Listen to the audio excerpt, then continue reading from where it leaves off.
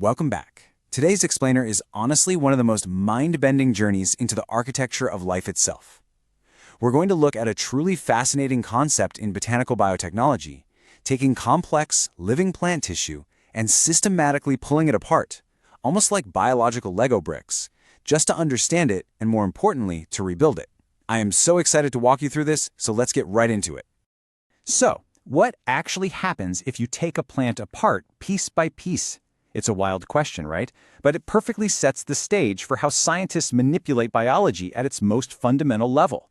We usually think of a plant as this fixed, rigid organism. But what if you could just rewind its development? What if you could break down its specialized structures until you're left with just the barest essence of a living cell? It sounds a bit like a mad scientist's botanical smoothie, but I promise you, it's very real.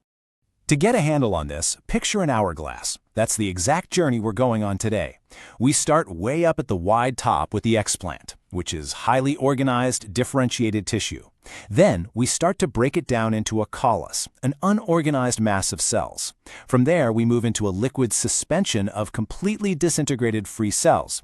And finally, we hit the absolute narrowest point of the hourglass, the protoplast, a completely naked cell with its wall totally removed.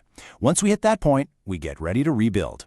Here's our visual roadmap for today's descent and ascent. We're going to cover deconstructing the plant, creating the callus, liquid propagation engines, the naked cell, the power of fusion, and finally, total biological control. We'll go step by step through all these phases and really master the mechanics of each transition. Step 1. Deconstructing the plant. We're starting our descent at the very top of that hourglass, taking highly organized explant tissue and just stripping away its natural structure. Now, what's incredibly cool here is watching what happens when we hit this specialized explant tissue with specific plant hormones in vitro, particularly high concentrations of auxin. The cells actually start to de-differentiate.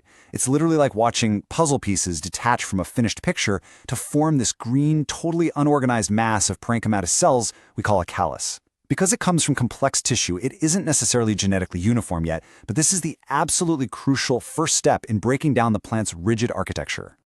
Moving into step 2, creating the callus on a solid medium. The real question here is, how do we practically force a plant to lose its structure and become this crumbly mass in a lab? Well, it comes down to a super precise 4-step protocol. First up is preparation, washing and cutting a core from something like a carrot root tip. Step 2 is absolutely critical, sterilization. We use a sodium hypochlorite wash to kill any contaminants, followed by a double distilled water rinse. Step 3 is plating, where we transfer that tiny block of tissue onto a solid agar-based nutrient medium. And finally, step 4 is incubation. We let it sit at 25 degrees Celsius for about 2 to 4 days until that bumpy, disorganized callus tissue emerges right on the surface. All right, step 3. Liquid propagation engines. We have our solid mass, but we hit a bottleneck, so we need to scale things up. And to do that, we swap our solid medium for a liquid one.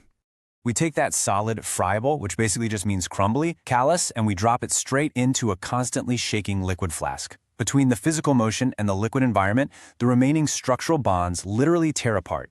The callus completely disintegrates into a massive propagation engine made of free cells and tiny cell clusters. This liquid scale-up is a game changer because it allows for rapid maintenance and massive multiplication of the plant material.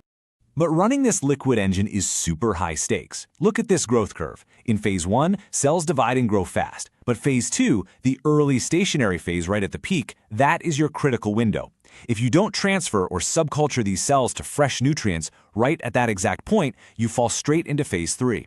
Viability literally drops off a cliff. Why? Because they run out of food and choke on their own toxic metabolic byproducts. Timing here is absolutely a matter of life and death.